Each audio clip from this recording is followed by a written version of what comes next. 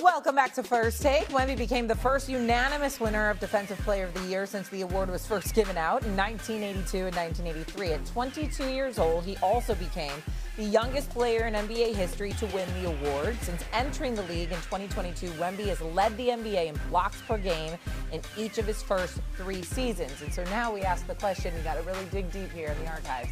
Is Wemby the best defensive player you've ever seen? I sure don't want my brother KG getting mad at me, but it's facts over feelings. And hell yeah, he's the best defensive player I've ever laid my eyes on. He got my vote this year. He's going to continue to get my vote, and this is the first of many. We could talk one award that's not going anywhere, that's going to be owned by Wemby for the next 5 or 6 years, is going to be Victor Wembanyama. It's his ability at 7'5", 7'6", whatever height he is, to be able to do everything. And when I say everything, if you want him in the drop coverage, in the pick and roll, he does that with the best of them. If you want him to switch out on smaller guards and slide whatever size shoes he wear and get down and does that as well, I mean, he's going to lead the league in shot blocking. He's going to go down, if not the greatest shot blocker to ever play the game of basketball. But it's the stat that's out there, and I don't have it off the top of my mind, of teams not driving to the basket. Like, teams do not drive to the basket. They are scared to drive to the basket. In order to beat the Spurs, you got to be able to knock down tough, contested three-point shots. Because the reason that they're contested, because of the wings that they have on the perimeter, they're pretty damn good defenders as well. So when you think about Wemby and you think about how young he is and the tenacity, that's another thing. In order to be a defender, a great defender, you got to have a killer mentality. He has that. That smile and that swag he walks in with, don't let that fool you. He has it on his mind. He stands on business, and he is the best defensive player I've ever laid my eyes on. It's funny, Perk, to your point. Somebody the other night in game 1 got into the lane and thought better and made a U-turn. A U-turn out of the lane. There's no block shot recorded there. It's just a shot that's completely discouraged. Even I am not old enough to have seen the great Mr. Bill Russell. You know, I remember I was 10 years old and I could see, and my father wanted me to watch Bill Russell because his defense, he's the greatest defensive player of all time. People I've seen. So since that was a long time. Yeah. I mean, I was trying to, Perk, I mean, there have been some great defenders. I mean, and not just Rodman, Draymond, Akeem. And I did see Akeem in his prime all the time. I was around covering the league for that. And I saw Dennis Rodman when he was a menace. Dennis Rodman covered everybody. Dennis Rodman took Shaq out of games. Saw it, was there for it. All right, so we don't want to forget that Dennis Rodman was a nuisance and a menace, and he was great at it in an all-court way. But Dennis Rodman is smaller than you think if you see him in person. Right? 6'7.5", maybe 6'8", maybe. You know, wiry, like a marathon runner.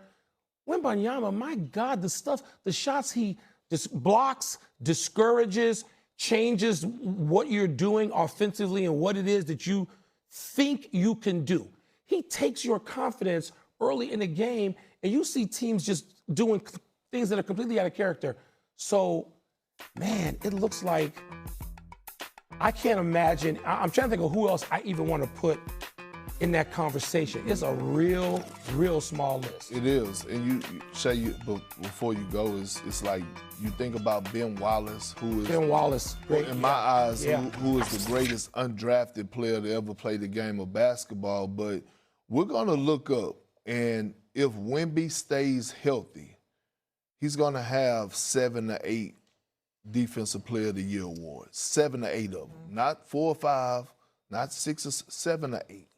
First unanimous Defensive Player of the Year. The cat is 22 years old. That question seemed crazy in the beginning, best defensive player. But then when you really think about it, it's like, well, actually, that's right on. Do you think Wemby can carry the Spurs to a title this year? No.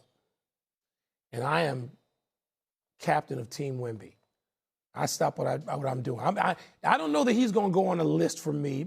My whole life, I feel fortunate. I got to watch Muhammad Ali, Michael Jordan, and Tiger Woods. That's the list. That's the list of things. I would make up excuses. I would lie and say, I can't get to your wedding. I got to work because I'm watching Tiger on Saturday and I ain't going. All right? So those three people to me were people that defined sport as we know it. There have been others. Those are the three for me. I now am watching Wembanyama with that same early curiosity and fascination. But I don't think the NBA is about despair. Perk knows this. Mm-hmm. He talks about the one title. I was there for other times where he gets a broken something or other and can't play in a game 7. They probably would have won, and he'd have a second one and maybe a third one. So it's about despair. That defines NBA championship pursuit. I don't care who you are except three people. We mentioned Bill Russell already. Bill Russell, Magic Johnson, Tim Duncan. Other than that, of the primary players, who didn't have that kind of despair? I know Michael Jordan had it. It took to year 7. We know LeBron had it. It took to year 7. You can still see him walking out of Boston Garden, taking his jersey off. Mm-hmm. The greatest players have despair before they win. As a rule, overwhelming. Do I think that Wembanyama can lead a team past Denver and OKC if it comes to that this year? I know, Perk, I'm close. I'm like close to giving in on my own. You know, you have these rules of thumb that you come to live by because you've been around this stuff for so long. And I'm going to take it, you could go to football too, but the NBA particularly. And I'm putting the brakes on, and I'm saying that either Denver or OKC, and maybe OKC, defending champs, they get him after he come out of a 7-game grueling series with Denver, have that scenario. Is he then going to pick it up and go beat OKC? But he's generational. He's a freak of nature. Once in a life. So he could, if anyone could do it. If anyone can, Shay, I don't want to go against history and what I've seen. There are 3 people who've defied it. So he could be the 4th. Well, I'm gonna continue to stay on. I'm gonna continue to stay on that hill by myself right now, Wilbon. To be honest, and I got the Spurs winning the championship this year. I have them winning the championship, and yes, it's because of the generational talent of Wemby, but it's the others. Yeah. Keldon Johnson, who's probably going to win 6th Man of the Year, right? Got a lot of experience, Olympic gold medalist, got some experience with that. He didn't play as much, but learned so much, learned a lot from all-time greats. When you think about their roster, all they did was go out and duplicate what the Oklahoma City Thunder. They went and got a whole lot of big guards and big wings that could play both sides of the basketball, that could create, that could shoot. You look at a guy like De'Aaron Fox, 6'4", 6'5". We saw what he did in that 2-3 years ago. Him and Steph Curry went toe-to-toe in that 7-game series. Harrison Barnes, champion, bring experience in off the bench. Dylan Harper, he has an old soul. He's been here before. Hell, he's been around winning all his life, right? And then you look at guys like Stephon Castle, who has been a winner, won at UConn, knows how to win, knows how to play with that physicality and that tenacity. Last point, they got a head coach leading the charge in Mitch Johnson, who I voted for as Coach of the Year. The reason I voted for him, and one of the reasons that I got the Spurs pick to win, is because he has got these guys bought in where they play agenda-free basketball and they sacrifice for the betterment of the team.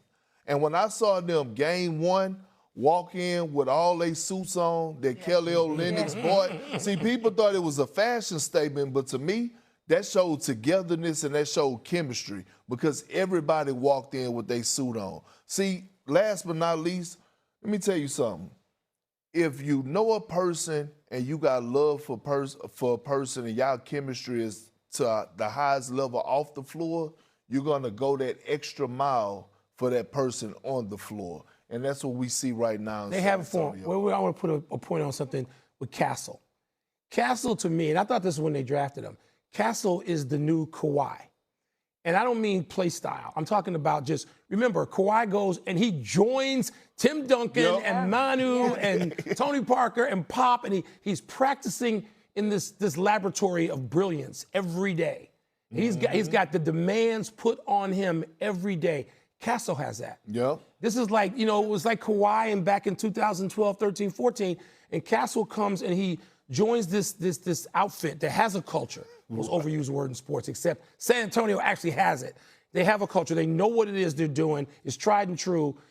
And he comes in, and you know what, Perk, I didn't do it. I really wanted to vote Castle third team All-NBA this year. Might it be a little early? Maybe. But he's coming. Yep. He's going to be a great player on his own. And to your point, if those guys can fit, maybe there won't be that despair. Maybe he won't. I am coming around. He's coming around. I'm coming, but I think he's on some big games coming.